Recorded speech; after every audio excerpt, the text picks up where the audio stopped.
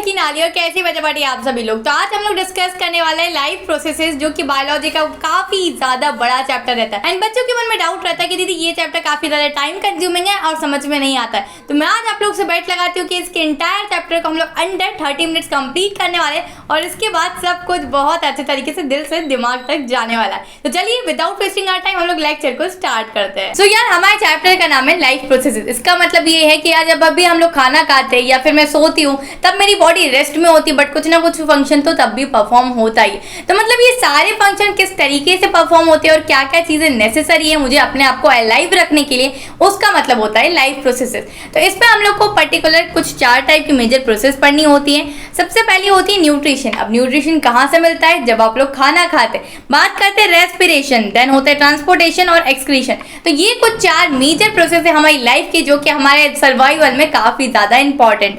तो life processes की basic सी डेफिनेशन होती है, पहले उसको देख लेते हैं। The basic function performed by living organism to maintain their life on this earth is called life processes. तो अपनी बेसिक सी लाइफ को मेंटेन करने के लिए, इस अर्थ पर जीने के लिए हम लोग को लाइफ प्रोसेसेस करना जरूरी होता है। सबसे पहले बात करते हैं बच्चा पार्टी न्यूट्रिशन की। तो आप लोग को पता है न्यूट्रिशन हमें कहाँ से मिलता है। जब तक हम खाना नहीं खाएंगे तो हमें न्यूट्रिशन नहीं मिलेगा, ठीक है।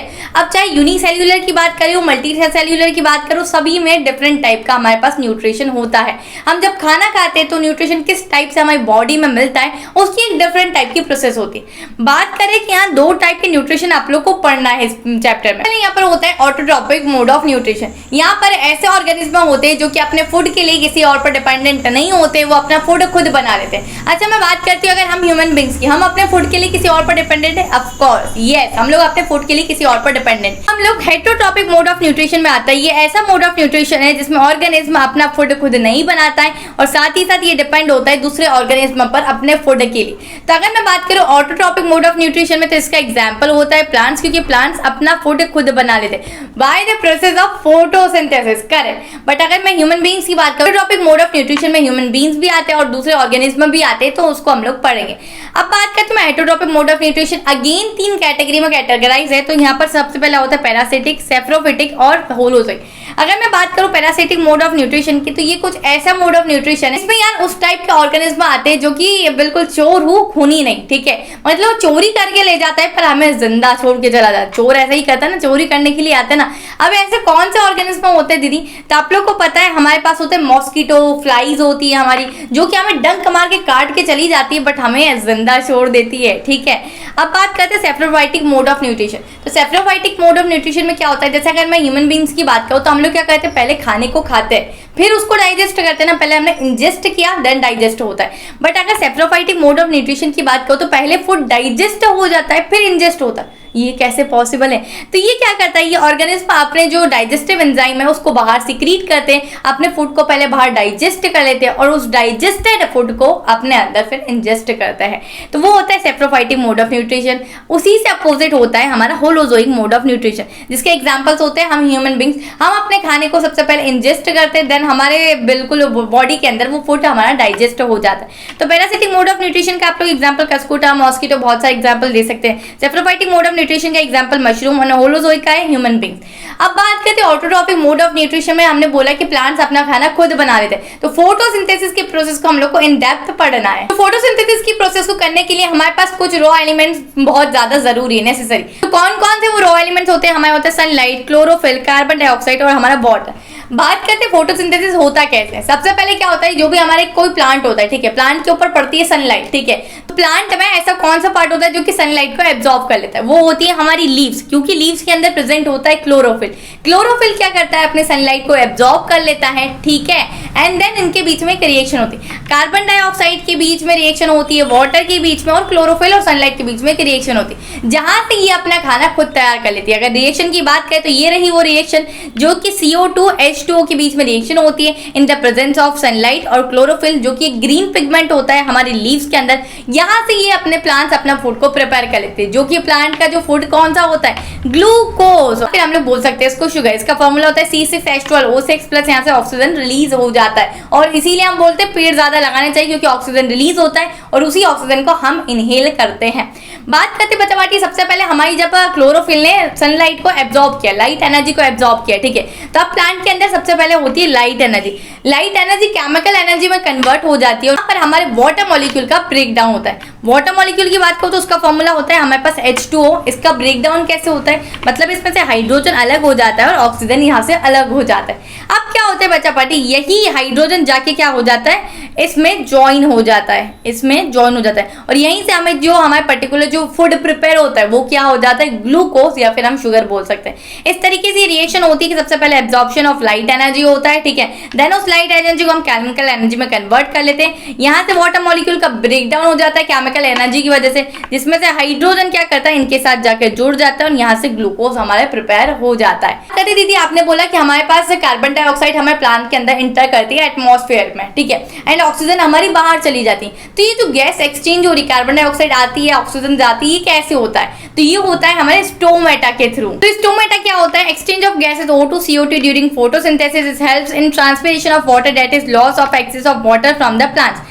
चलिए मैं दिखाती हूँ यहाँ पर क्लोज एंड आप लोग को ओपन स्टोमेटा का डायग्राम दिख रहा है। ये हमारे पास ओपन स्टोमेटा और ये है क्लोज स्टोमेटा। इससे क्या मतलब है, जब हमारे पास गैसेस एक्सचेंज होती है तो ये स्टोमेटा इस तरीके से हमारा ओपन हो जाता है। तो ये जितनी जगह दिख रही है ना, यहाँ से गैसेस एक्सचेंज हो जाती है और जब गैसेस एक्सचेंज नहीं होती है नाइट टाइम पे हमारा ये स्टोमेटा क्लोज यहाँ पर हो जाता है। तो आई होप स्टोमेटा आप लोग को समझ में आ गया होगा। ये एक तरीके का डोर है एक्सचेंज ऑफ गैसेस के लिए। यहाँ पर हम लोग ने समझ लिया ऑटोट्रॉपिक मोड ऑफ न्यूट्रिशन क्या होता है और हेटेरोट्रॉपिक मोड ऑफ न्यूट्रिशन क्या होता है। चलिए बात करते हैं कि how do organism obtain their nutrition, वो न्यूट्रिशन किस तरीके से ऑब्टेन करते हैं अपनी बॉडी में।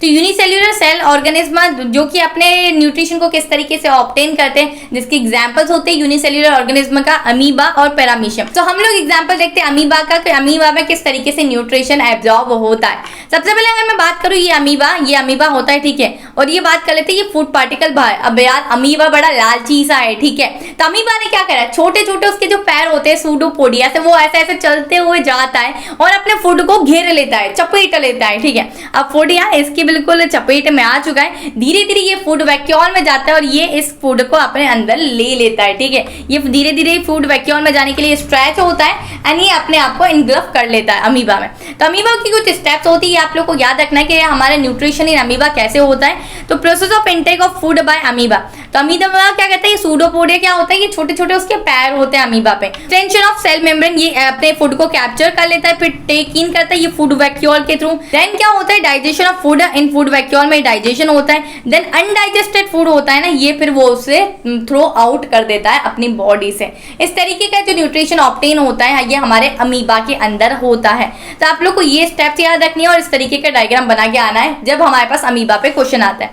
बात करते हैं बच्चा पार्टी हम लोग न्यूट्रिशन इन ह्यूमन बींग्स किस तरीके से होता है। तो सबसे पहले बात करते हैं यार हम किसी भी खाने को खाते हैं तो उससे हमें न्यूट्रिशन कैसे मिलता है। सबसे पहले हम खाने को खाते हैं, जो भी मेरा फूड है वो मेरे जाएगा माउथ में। माउथ में मेरे पास 3 चीजें यहाँ पर प्रेजेंट होती है। सबसे पहले टिथ, टंग और मेरा होता है सलाइवा।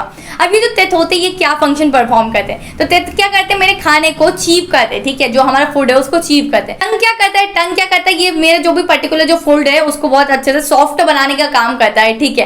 अब सलाइवा की बात करते हैं कि सलाइवा क्या काम करता है। सलाइवा के अंदर होता है सलाइवरी अमाइलेज, और सलाइवरी अमाइलेज क्या काम करती है, जो भी हमने फूड खाया है उसमें जितना भी स्टार्च है उस स्टार्च को ये कन्वर्ट कर देगा शुगर और ग्लूकोज के अंदर, ये कन्वर्ट कर देगा। ये सलाइवरी अमाइलेज का काम होता है। कॉम्प्लेक्स फूड मटेरियल को हमारे सिंपल फूड मटेरियल में बिल्कुल कन्वर्ट कर देता है। बात करती हूँ मैं कि यहाँ तो हमारे माउथ का काम तो हो चुका है। अब यहाँ से हमारा फूड नीचे आएगा और ये एक लंबा सा पाइप होता है, इस लंबे से पाइप को हम बोलते हैं ईसोफेगस। अब ये ईसोफेगस का क्या काम होता है यार, ये एक ट्यूब लाइक स्ट्रक्चर होता है जो कि खाने को हमारे नीचे तक पहुंचाता है। ये एक मूवमेंट परफॉर्म करता है जिससे खाना नीचे तक आ जाए, नहीं तो अगर खाना अटक जाता तो। इसीलिए ये contract relax, contract relax, contract relax इस तरीके का मूवमेंट परफॉर्म करता है। इसी मूवमेंट को हम बोलते हैं पेरिस्टाल्टिक मूवमेंट। अब बात करते हैं, हम आ चुके हैं यहाँ पर स्टोमक में, और स्टोमक में हमारे पास होती है गैस्ट्रिक ग्लैंड्स। अभी गैस्ट्रिक ग्लैंड्स कौन कौन सी होती है हमारी HCl, पेप्सिन और म्यूकस। अब दीदी HCl मतलब वही हाइड्रोक्लोरिक एसिड, हाँ जी वही हाइड्रोक्लोरिक एसिड। अब ये हाइड्रोक्लोरिक एसिड तो काफी ज्यादा यार हमारे लिए डेंजर हो सकता है क्योंकि बहुत ज्यादा खतरनाक है। यस करेक्ट, तो इसको हम लोग स्टमक में क्यों रखते हैं यार, रखना भी जरूरी क्योंकि पेप्सिन अपने फंक्शंस को अच्छे से परफॉर्म नहीं कर पाता अगर HCl नहीं होता। पेप्सिन को अपने फंक्शंस को परफॉर्म करने के लिए एक एसिडिक मीडियम होना जरूरी है, इसीलिए HCl का प्रेजेंट होना भी जरूरी है। अब बात करते हैं HCl से, फिर दीदी हम लोग को तो काफी ज्यादा बिल्कुल डेंजर हो सकता है, इसलिए म्यूकस प्रेजेंट कंपोनेंट होता है। म्यूकस क्या होता है, एक लाइनिंग बन जाती है, वो लाइनिंग हमें प्रोटेक्ट करती है HCl से, ठीक है। तो HCl हमारे लिए बिल्कुल भी खतरनाक नहीं होता है। तो यहाँ पर HCl क्या काम करता है, साथ ही साथ HCl हमारे फूड को डाइजेस्ट करने का भी काम करता है। अब आता है हमारा फूड उसके बाद स्मॉल इंटेस्टाइन में। स्मॉल इंटेस्टाइन में आते से काफी जगहों से सभी चीजें सिक्रीट होने स्टार्ट हो जाती है। तो स्मॉल इंटेस्टाइन में आता है तो हमारे पास यहाँ दो चीजें और है, एक होता है ये लिवर और ये पैनक्रियास। तो यहाँ से चीजें सिक्रीट होने स्टार्ट हो जाती है स्मॉल इंटेस्टाइन में।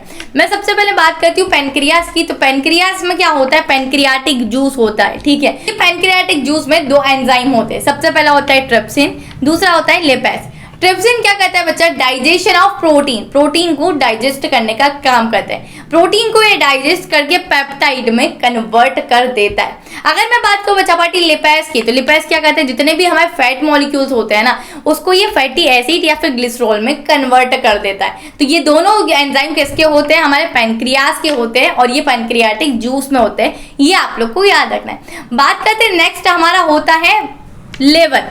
लिवर सिक्रीट करता है बाइल जूस को, ठीक है, और बाइल जूस के अंदर होता है बाइल डक्ट, ठीक है। अब यार इसका क्या फंक्शन होता है बाइल जूस का, क्योंकि जितने भी बड़े बड़े फैट मॉलिक्यूल्स होते हैं ना, उसको एकदम छोटे छोटे फैट मॉलिक्यूल्स में कन्वर्ट कर देता है। अब जो हम ये प्रोसेस को बोलते हैं break down of fat molecules, इस प्रोसेस को कहा जाता है इमल्सिफिकेशन ऑफ फैट, ठीक है। ये आप लोग को नाम से आता है, तो आप लोग को बताना इमल्सिफिकेशन ऑफ फैट लिवर में होता है, क्योंकि लिवर सिक्रीट करता है बाइल जूस को, उसके अंदर होता है बाइल डक्ट, और जहां पर हमारे पास क्या प्रोसेस हो रही होती है, बड़े फैट मॉलिक्यूल छोटे छोटे फैट मॉलिक्यूल्स में कन्वर्ट हो जाते हैं। And this particular process is known as emulsification of fat. यहाँ पर ये सारे फंक्शंस यहाँ पर हो जाते हैं स्मॉल इंटेस्टाइन के। तो अच्छा बात, यहाँ पर जो जो क्वेश्चंस इंपॉर्टेंट है वो इंटायर चैप्टर तो मैं आप लोग को बताते हुए चल रही हूँ। जैसे इमल्सिफिकेशन ऑफ फैट मैंने आप लोग को बता दिया है, एंड बहुत सारे क्वेश्चंस ऐसे हैं जो कि आप लोग को इस चैप्टर को समझने के बाद आप लोग करेंगे तो आप लोग को अच्छे तरीके से बनने लग जाएंगे। अच्छा बाटी, सिर्फ वन शॉट देखने से सारी चीजें नहीं आ जाती। जब तक आप क्वेश्चंस को नहीं लगाते हो, हमें नहीं पता चलता कि सीबीएसई किस टाइप के क्वेश्चंस पूछते हैं, तब तक हमें ये चैप्टर अच्छे से समझ में नहीं आएगा।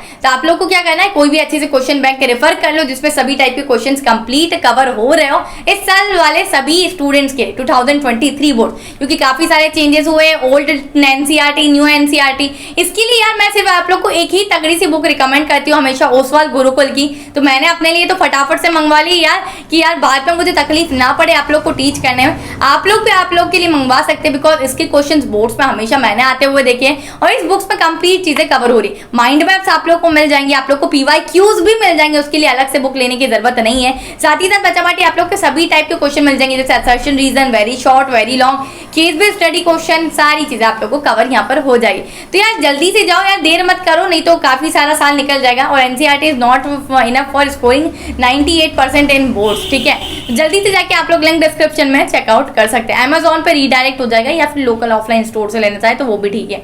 बात करती हूँ मैं आगे रेस्पिरेशन की बच्चा बाटी। तो रेस्पिरेशन किस टाइप से होता है, अब देखो यार, जो हम लोग ने खाना खाया है, एक खाने से हम लोग को एनर्जी कैसे मिलेगी, ये न्यूट्रिशन है ना, इस खाने से हमें एनर्जी कैसे मिलेगी, किस फॉर्म में मिलेगी और कहाँ स्टोर होती है वो एनर्जी, इसके लिए हम लोग को पढ़ना होता है रेस्पिरेशन। अब यार रेस्पिरेशन भी यहाँ अगेन दो टाइप का होता है, एरोबिक रेस्पिरेशन, एनारोबिक रेस्पिरेशन। मतलब एक रेस्पिरेशन ऐसा है जो कि ऑक्सीजन की प्रेजेंस में होगा, और एक रेस्पिरेशन ऐसा है जो कि ऑक्सीजन की एब्सेंस में यहाँ पर हो रहा हो। एरोबिक रेस्पिरेशन का मतलब ये है कि ये ऑक्सीजन की प्रेजेंस में हो रहा हो। सबसे पहले बच्चा पार्टी क्या होता है, जो भी हम लोग ने खाना खाया वो ग्लूकोज में कन्वर्ट हो जाता है। ग्लूकोज क्या है, 6 कार्बन मॉलिक्यूल है, ठीक है। अब ये क्या होता है, 3 कार्बन मॉलिक्यूल में कन्वर्ट हो जाता है, मतलब पाइरोवेट के अंदर कन्वर्ट हो जाता है।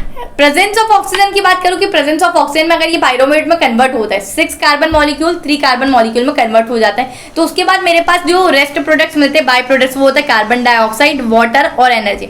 अब सबसे पहले बात करते हैं कि एनर्जी स्टोर कहाँ होती है। तो एनर्जी हमेशा हमारे सेल के अंदर स्टोर होती है। सेल में भी कहाँ स्टोर होती है, माइटोकॉन्ड्रिया के अंदर स्टोर होती है। तभी तो हम लोग बोलते हैं mitochondria is power house of the cell. बात करते हैं किस फॉर्म में स्टोर होती है एनर्जी, तो ये एटीपी के फॉर्म में यहाँ पर स्टोर हो रही होती है, मतलब ये एडेनोसिन ट्राइफॉस्फेट के फॉर्म में यहाँ पर स्टोर हो रही होती है। सेकंड केस लेते हैं, जबकि यहाँ एब्सेंस ऑफ ऑक्सीजन होगा, जब ये 6 कार्बन मॉलिक्यूल मेरा जो ग्लूकोज है वो पाइरोवेट में जब कन्वर्ट होता है 3 carbon molecule in the absence of oxygen, तब यहाँ पर हमें 2 केसेस पढ़ने होते हैं। पहला होता है ईस्ट के अंदर और दूसरा होता है हम ह्यूमन बींग्स के अंदर। आप लोग बोलेंगे कि दीदी हम ह्यूमन बींग्स तो ऑक्सीजन के बिना रह ही नहीं सकते, तो ये चीजें कैसे पॉसिबल है? ये पॉसिबल है, चलिए मैं बताती हूँ। सबसे पहले ये जो ग्लूकोज है 6 कार्बन मॉलिक्यूल 3 कार्बन मॉलिक्यूल में कन्वर्ट हो जाता है in the absence of oxygen. East वाला केस ले लेते हैं, तो मेरे पास जो बाई प्रोडक्ट्स होते हैं वो मिलते हैं मुझे इथेनॉल, कार्बन डाइऑक्साइड और एनर्जी।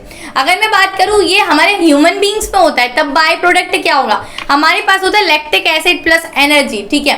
अब आप बोलेंगे कि ह्यूमन बींग्स में कब ये वाला केस होता है? तो जब हम लोग जॉगिंग पर जाते हैं, हम रनिंग पर जाते हैं, योगा करते हैं, हम लोग एक्सरसाइज करते हैं, जिमिंग करते हैं, तब क्या होता है? हमारी बॉडी बहुत ज्यादा हाँपने लग जाती है, ठीक है। एंड जितना हमें अमाउंट ऑफ ऑक्सीजन चाहिए उतना अमाउंट ऑफ ऑक्सीजन हमारे सारे ऑर्गेनिज्म के अंदर ट्रांसफर नहीं हो पाता है। इसकी वजह से क्या हो जाता है? लैक्टिक एसिड बनने लग जाता है और जिसकी वजह से हमें मसल क्रैम्प्स होने लग जाते हैं। कभी जिम गए हो? तब आप लोगों को पता चलेगी। या कभी एक्सरसाइज की है? स्कूल में तो की होगी यार, सभी स्कूल वालों पे इतना भरोसा है कि एक्सरसाइज सभी स्कूल में करवाते हैं। तो हम लोग कभी कभी हैवी एक्सरसाइज कर लेते हैं, जब हमें लैक ऑफ ऑक्सीजन हो जाता है तब लैक्टिक एसिड के कारण हमारे हाथ पैर में मसल क्रैम्प्स बनने लग जाते हैं। चलिए यहाँ पर हमारा रेस्पिरेशन वाला पार्ट खत्म होता है। बात करते हैं कि रेस्पिरेशन इन प्लांट्स कैसे होता है। तो रेस्पिरेशन इन प्लांट भी उसी तरीके से होता है, कुछ नहीं, हमारे पास एक्सचेंज होता है गैसेस का। साथ ही साथ यहाँ पर हमारा जो फूड होता है वो किस फॉर्म में बनता है? हमारा ग्लूकोज के फॉर्म में बनता है। और एनर्जी स्टोर किस फॉर्म की में होती है? एटीपी, मतलब एडेनोसिन ट्राइफॉस्फेट के फॉर्म में एनर्जी स्टोर हो रही होती है। नेक्स्ट ऊपर चलते हैं कि रेस्पिरेशन इन एनिमल्स कैसे होता है। रेस्पिरेशन में दो चीजें इन्वॉल्व है, ठीक है, इनहेलेशन और एक्सहेलेशन। अब मैं बात करूं, जब मैं इनहेल करती हूँ तो क्या होता है? मेरी चेस्ट कैविटी फूल जाती है, रिब्स केज मेरा अपवर्ड हो जाता है, जो डायफ्राम है वो लोअर डाउन हो जाता है। नहीं समझ में आया? चलो बताती हूँ। Inhalation, when we breathe in ribs moves forward, ribs move forward हो जाते हैं, चेस्ट कैविटी बड़ी हो जाती है, बिकम्स लार्जर, और जो डायफ्राम होता है वो फ्लैटन हो जाता है, मतलब वो नीचे की तरफ जाता है। जब हम इनहेलेशन कर रहे हैं तो रिब केज मेरा अपवर्ड आएगा, ठीक है, वो बाहर की तरफ मूव करेगा, बट डायफ्राम नीचे होगा। और जब मैं ब्रीथ आउट कर रही हूँ, ठीक है, एक्सहेलेशन कर रही हूँ, तब क्या होगा? रिब्स डाउनवर्ड चला जाएगा और डायफ्राम अपवर्ड होगा, मतलब ये अपोजिट चलता है रिब केज से। चलो करके देखते हैं, ठीक है। जब हमने इनहेलेशन किया तो जब तुम लोग खुद फील करोगे कि डायफ्राम मेरा नीचे के साइड चला गया है, ठीक है, फ्लैटन अप हो गया है। जब मैंने ब्रीथ इन की, ठीक है, तब मेरा रिब केज फॉरवर्ड हो जाता है, चेस्ट कैविटी बिकम लार्जर और डायफ्राम फ्लैटन अप हो जाता है। जब हम लोग एक्सहेलेशन करते हैं तो देखो, जब हमने एक्सहेलेशन किया तो जब मेरा डायफ्राम क्या हुआ? मूव्स अपवर्ड हो गया, चेस्ट कैविटी हमारी कॉन्ट्रैक्ट हो गई और साथ ही साथ रिब केज मेरा डाउनवर्ड चला गया। तो एक बार करके देखना, समझ में आया या नहीं, कमेंट डाउन बिलो। तो चलिए, सबसे पहले क्या होता है, जब भी हम रेस्पिरेशन करते हैं तो नेसल पैसेज के थ्रू हमने इनहेलेशन करना स्टार्ट किया। नेसल पैसेज देन होता है हमारे पास फ्राइनेक्स, लाइनेक्स। अब लाइनेक्स क्या होता है? ये हमारे पास एक वॉइस बॉक्स होता है, इसकी वजह से हमारी बिल्कुल वॉइस रिस्पॉन्सिबल होती है। नीचे आते ही ये ट्रैकिया होता है, यहाँ पर सी टाइप का रिंग कार्टिलेज यहाँ पर होता है। अब यार ये रिंग कार्टिलेज क्यों होता है इस टाइप का? It prevents collapse of rings, तो इसीलिए इसका स्ट्रक्चर इस तरीके से रिंग कार्टिलेज दिया हुआ होता है। ट्रैकिया के बाद हमारे पास आता है रिंग्स ऑफ कार्टिलेज, ये आप लोगों ने देख ही लिया है। एंड ट्रैकिया दो पार्ट्स में डिवाइड हो जाता है, नीचे होता है ब्रोंकाई, ब्रोंकियोल्स और एल्वोलरी सैक। तो यहाँ पर तीन चीजें होती है। अब ये ब्रोंकाई कैसा होता है? जैसे ट्री लाइक स्ट्रक्चर आप लोग देखते हैं ना कि ट्री किस तरीके से उसकी रूट्स होती है, ब्रांचेस होती है, ठीक है, देन ब्रांचेस की भी कुछ अलग ब्रांचेस होती है, तो ये उसी टाइप का स्ट्रक्चर होता है कि हमारे पास ब्रोंकियाई है, उसके कुछ बहुत ज्यादा मतलब ऐसे ऐसे ब्रांच निकली हुई ब्रोंकियोल्स है, और देन हमारे पास होता है एल्वोलरी सैक। ये कुछ इस तरीके से रेस्पिरेशन हमारी पूरी कंप्लीट होती है। बच्चे बाटी एल्वोलरी सैक क्या करता है? ये ऑक्सीजन को हमने जो इनहेल किया है, ठीक है, एल्वोलरी सैक क्या करता है? जो ऑक्सीजन ये हम लोग ने इनहेल किया है वो ब्लड में ट्रांसफर कर देता है। और ब्लड क्या करता है? जो कार्बन डाइऑक्साइड, जो कि हम बोलते हैं डीऑक्सीजनेटेड ब्लड को ये लेकर आता है, कार्बन डाइऑक्साइड को ये दे देता है। ब्लड क्या करता है? कार्बन डाइऑक्साइड को एल्वोलरी सैक में दे देता है, देन एल्वोलरी सैक से वो ब्रैंकियोल्स में जाता है, ब्रोंकियोल्स में जाता है, ब्रोंकाई में जाता है, देन वो जाता है ट्रैकिया में, फिर वो लिनेक्स पिनेक कैविटी से हम लोग फिर क्या करते हैं? CO2 को हम लोग बाहर रिलीज कर देते हैं। O2 इनहेल करते हैं और CO2 एक्सहेल करते हैं। तो ये क्या करता है? एल्वोलरी सैक O2 को ब्लड में ट्रांसफर करवा देता है और CO2 को ब्लड से ले लेता है एक्सहेल करवाने के लिए। आई होप चीजें समझ में आ गई होगी। अब बात करते हैं बच्चा पार्टी आगे हम लोग ट्रांसपोर्टेशन की, ठीक है। तो ट्रांसपोर्टेशन किस तरीके से होता है ह्यूमंस के अंदर और प्लांट्स के अंदर। सबसे पहले बात करते हैं ट्रांसपोर्टेशन इन ह्यूमन बीइंग। तो यार जो हमारे ब्लड को सभी जगह सप्लाई करवाने का काम करता है वो कौन करता है? हमारा हार्ट, ठीक है। तो सबसे पहले इसको अच्छे तरीके से हम लोग देखते हैं। तो यहाँ आप लोग सबसे अच्छे तरीके से डायग्राम को देखिए। जो भी बच्चा पार्टी हमारा डीऑक्सीजनेटेड ब्लड होता है, ठीक है, वो सबसे पहले कैरी होता है हमारा यहाँ से वेना कावा से। वेना कावा से वो आता है राइट आर्टरियम में जाता है, देन वो राइट वेंट्रिकल में चला जाता है, एंड देन यहाँ से वो पल्मोनरी आर्टरीज में जाके लंग्स में वो ट्रांसफर हो जाता है। यहाँ से लंग्स में डायरेक्ट वो चला जाता है। कौन सा? डीऑक्सीजनेटेड ब्लड की हम बात करें। अब क्या होता है बच्चा बाटी, वो देन ऑक्सीजनेटेड ब्लड कहाँ से आता है? ऑक्सीजनेटेड ब्लड की एंट्री होती है पल्मोनरी वेन से। तो ये पल्मोनरी वेन से आया, लेफ्ट आर्टरियम में ये आया, लेफ्ट वेंट्रिकल में गया और यहाँ से ये चला जाता है आयोटा की तरफ, ऑर्टा की तरफ। ठीक है, ये ऑर्टा क्या होता है? ये लार्जेस्ट आर्टरियम होता है हमारी बॉडी का।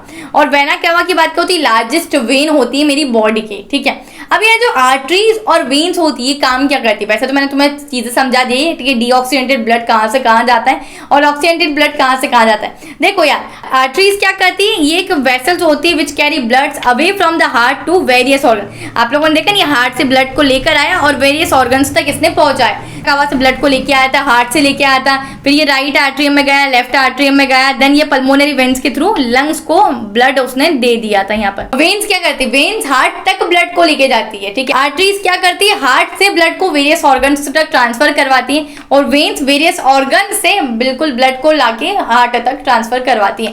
वेन्स क्या करती है? Veins are the vessel which carry blood towards the heart, heart तक लेकर आती है from various organs of the body. दोनों का एकदम अपोजिट कामकाज होता है भाई साहब। कैपिलरीज की बात करो तो कैपिलरीज एक टाइनी ब्लड वेसल्स होती है जो कि कनेक्ट करती है आर्टरीज और वेन्स को।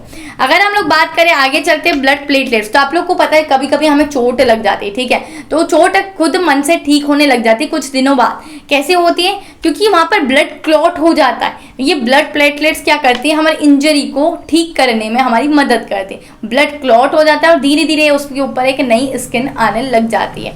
प्लाज्मा की बात करते हैं तो प्लाज्मा एक मेरे पास येलो कलर का फ्लूइड होता है जिसमें 90% वाटर होता है और 10% ऑर्गेनिक सब्सटेंस यहाँ पर होता है।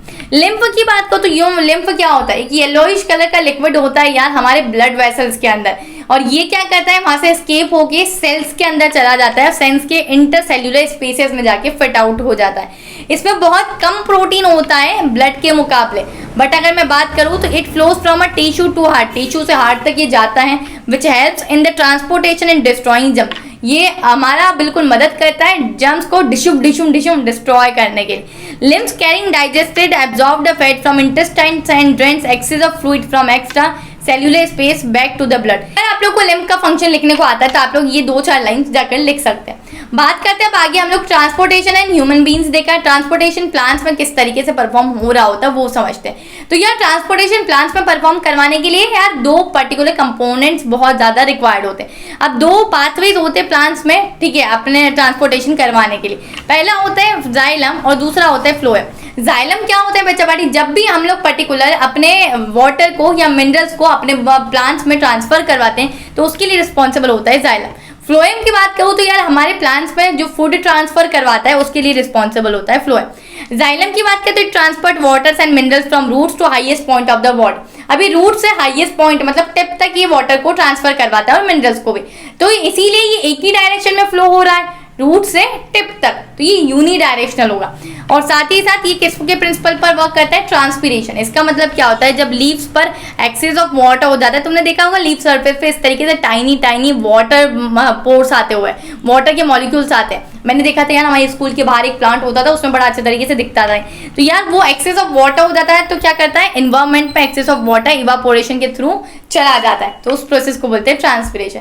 फ्लोएम की बात करते हैं तो उसी तरीके से ये फूड को ट्रांसफर करता है लीफ से लेके अदर पार्ट्स ऑफ बॉडी तक। अब लीफ यार बीच में होती है, तो लीफ से अदर पार्ट्स ऑफ बॉडी मतलब ये फूड को ऊपर भी ट्रांसफर करवाएगा जहाँ फ्लावर स्टेप वगैरह होगी, और नीचे रूट्स में भी ट्रांसफर करवाएगा। तो ये क्या हुआ? यूनिडायरेक्शनल, क्योंकि ये ऊपर भी फूड को ट्रांसफर करवा रहा है और नीचे भी फूड को ट्रांसफर करवा रहा है। साथ ही साथ बात करते हैं कि transfer of food from leaves to other parts of the plants is called translocation. ये जो प्रोसेस है ना कि वो ट्रांसफर करवा रहा है लीव से अदर पार्ट्स तक अपने फूड को, उसको बोलते हैं हम लोग ट्रांसलोकेशन। ट्रांसपोर्टेशन ऑफ प्लांट्स भी यहाँ पर हमारा खत्म होता है। साथ ही साथ बात करते हैं एक्सक्रीशन के, जो भी हम लोगों ने खाना खाया जिससे एनर्जी ली, रेस्पिरेशन किया, ट्रांसपोर्टेशन किया, अब उस खाने का जो वेस्ट मटेरियल होगा उसको किस तरीके से एक्सक्रीट करना है। चलिए बात करते हैं, जो पॉटी करने जाते हो ना कैसे जाते हो, चलो देखते हैं। तो हमारे पास बच्चा बाटी यहाँ होती है 2 किडनी, ये बीन्स लाइक स्ट्रक्चर होता है, जैसे राजमा बीन्स देखे, ठीक है, काजू जैसे दिखते हैं यार मुझे, ठीक है। अब यहाँ से ना ये हमारे पास 2 यूरेटर कनेक्टेड होते हैं, एक होता है लेफ्ट यूरेटर और एक राइट यूरेटर।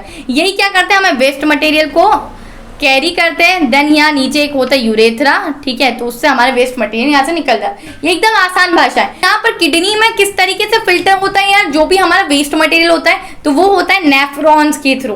अब नेफ्रॉन क्या होता है, each kidney contains many filtration unit called a nephron. बहुत सारे नेफ्रॉन्स एक एक किडनी के अंदर होते हैं। अब नेफ्रॉन्स ऐसा क्या करता है, वो सभी मतलब वो चेक करता है, फिल्टर करता है ना कि कौन सी चीजें यार हमें एनर्जी प्रोवाइड करेगी, मतलब जो मैंने फूड खाया है उसमें से कौन कौन सी चीजें अच्छी हैं, और जो वेस्ट मटेरियल जो मुझे एनर्जी प्रोवाइड नहीं करेगी उसको बॉडी से स्कैप आउट कर देते या फिर एक्सक्रीट कर देते। अच्छा, अगर एक्सक्रीट नहीं करते तो क्या हो जाता यार, वो भी हमारे लिए नुकसान ही है ना अगर हम एक्सक्रीट नहीं करेंगे, क्योंकि वो हमारी बॉडी के लिए कोई भी तरीके का न्यूट्रिशन नहीं ला रही है। तो चलिए, नेफ्रॉन का स्ट्रक्चर अगर मैं तुम लोग को बताऊं तो ये मेरा होता है ग्लोमेरुलस, जो कि क्या होता है, ये बहुत सारे ब्लड कैपिलरीज का एक गुच्छा होता है, नेटवर्क होता है, ठीक है। उसके ऊपर जो ये लाइन दिख रही है इसको बोलते हैं हम लोग बोमेन्स कैप्सूल, ठीक है। पास होता है ब्रांच ऑफ रीनल वेन, ये ब्लू कलर के जो आप लोग को दिख रही है ये कैपिलरीज है। ये जो आप लोग को एक ट्यूब लाइक स्ट्रक्चर दिख रहा है ना, ऐसा एकदम नेटवर्क है, बहुत सारी ट्यूब्स दिख रही है, इसको बोलते हैं हम लोग टैब्यूलर पार्ट ऑफ नेफ्रॉन। अब क्या होता है बच्चा पार्टी, ये ना अपने फिल्टर करती है, ठीक है, कि कौन सी चीज अच्छी कौन सी बेकार। जो वेस्ट मटेरियल्स होता है वो क्या करते हैं, यहाँ से हमारे पास बोमन्स कैप्सूल से आता है, यहाँ से जाता है टेबुलर पार्ट ऑफ नेफ्रॉन से जाता है, then branch of renal vein होता है, कैपिलरीज के थ्रू आता है, यहाँ से कैरी करता करता चलता है कि यहाँ अगर इनमें भी कुछ वेस्ट प्रोडक्ट है उसको और कैरी फॉरवर्ड करता है, और आखिरी में ये कलेक्टिंग डक्ट के थ्रू यहाँ से बिल्कुल एक्सक्रीट आउट हो जाता है। चलिए, अगर मैं बात करती हूँ अब यहाँ पर हमारे इस फंक्शन की, तो यहाँ पर होता क्या है इस फंक्शन में, अगर आप लोग देखेंगे तो यहाँ पर ये जो नेफ्रॉन्स है, नेफ्रॉन्स ने क्या कर दिया बच्चा पार्टी, नेफ्रॉन्स ने फिल्टर कर दिया कि ये पर्टिकुलर वेस्ट मटेरियल, तो उस वेस्ट मटेरियल को आप कैरी फॉरवर्ड कौन करता है, आगे कौन ले जाता है, तो ये यूरेटर, ये जो दो पाइप दिख रहे हैं आप लोग को यहाँ पर, ये देखिए ये यूरेटर करता है, ये लेफ्ट यूरेटर और राइट यूरेटर आगे ले जाता है इसको बिल्कुल आप लोग की वेस्ट मटेरियल को, और नीचे ये आप लोग को दिख रहा है ना, ये होता है यूरेथ्रा, इससे हमारा एक्सक्रीट हो जाता है वेस्ट मटेरियल। चलिए, ये आप लोग को समझ में आ गया होगा। तो फंक्शन ऑफ नेफ्रॉन आप लोग यहाँ से देख सकते हैं। साथ ही साथ अब बात करते हैं कि formation of urine in human में बच्चा पार्टी आप लोग देख सकते हैं ग्लोमुलर फिल्ट्रेशन का क्या काम होता है, टेबुलर रीअब्जॉर्प्शन का क्या काम होता है, और सिक्रीशन का क्या फॉर्म होता है। तो इसका जल्दी से स्क्रीनशॉट ले लीजिए, और अगर आप लोग चाहते हैं इसको भी मैं बहुत डीप में समझाऊं तो मैं एक वन शॉट लेके आऊंगी जिसमें हम लोग बहुत सारी चीजें डीप में करें। ये अंडर 30 मिनट्स वाला है। चलिए, बात करते हैं एक्सक्रीशन इन प्लांट्स कैसे होता है। तो ये काफी ज्यादा आसान होता है यार कि एक्सक्रीशन हम प्लांट्स में किस तरीके से करते हैं। तो plants use different strategies for excretion of different products. सबसे पहले गैसेज एक्सचेंज होती है, ठीक है, तो ऑक्सीजन और carbon dioxide diffuse through stomata, ठीक है। साथ ही साथ एक्सेस ऑफ वाटर को रिमूव करते हैं ट्रांसपिरेशन की प्रोसेस के थ्रू, इवापोरेट हो जाता है लीफ पे से जो एक्सेस ऑफ वाटर, ये इस तरीके के ड्रॉपलेट्स होते हैं वो इवापोरेट हो जाते हैं, ठीक है। Plant can even lose some of the leaves, कि यार जो ओल्ड लीव्स हो जाते हैं ना हमारे प्लांट्स पे, पतझड़ का मौसम देखा है आप लोग ने, बारिश में भी काफी सारे नए पत्ते आते हैं प्लांट पर, जो पुरानी लीव्स होती है वो फॉल डाउन हो जाती है। Other ways to fertilize resins and germs, especially in old xylem cells, which can be lost through plant. तो रेसिन और जो गम्स होते हैं ये भी यार हमारे प्लांट्स के थ्रू बिल्कुल लॉस्ट हो जाते हैं। साथ ही साथ plants also secrete some waste substance into soil around, तो उसके आसपास भी कुछ वेस्ट होता है जो सॉइल के आसपास। तो बच्चा बेटी यहाँ हमारा पर्टिकुलर लेक्चर खत्म होता है, और यहाँ हम लोगों ने एक्सक्रीशन इन प्लांट्स भी देख लिया। तो आई होप ये लेक्चर आप लोग को अंडर 30 मिनट्स अच्छा लगा, और इसी टाइप के अगर आप लोग लेक्चर्स चाहते हैं तो मैंने बहुत सारे लेक्चर्स अपलोड कर रखे हैं अंडर 30 मिनट्स आप लोग के हाफ ईयरली और बोर्ड्स के लिए, तो उसकी प्लेलिस्ट के लिंक मैं आप लोग को डिस्क्रिप्शन में प्रोवाइड करवा दूंगी। साथ ही साथ इस पर्टिकुलर चैप्टर के मैंने मोस्ट इंपॉर्टेंट क्वेश्चंस डाल रखे हैं जो कि आप लोग के हाफ ईयरली और बोर्ड्स में काफी ज्यादा हेल्पफुल रहेंगे। इस चैप्टर की और जितने भी केमिस्ट्री और आप लोग के फिजिक्स के भी चैप्टर्स है ना, सभी की मोस्ट इंपॉर्टेंट क्वेश्चंस अपलोड कर दिए मैंने मेरे चैनल ड्रीम्स लर्निंग पर। उसकी भी प्लेलिस्ट के लिंक मैं डिस्क्रिप्शन में प्रोवाइड करवा दूंगी या एंड स्क्रीन पर लगा दूंगी, तो आप लोग जाके देख सकते हैं। यार इतनी सारी मेहनत के लिए सिर्फ आप लोग की दीदी के लिए एक सब्सक्राइब तो बनता है। चलिए सब्सक्राइब करके जाना, एक प्यारा सा कॉमेंट करके जाना कि क्या लेक्चर आप लोग को अच्छा लगा, समझ में आया जितनी चीज मैंने आप लोग को इस एंटायर लेक्चर में समझाई है। Till then keep learning, this is your educator Sakina Ali signing of.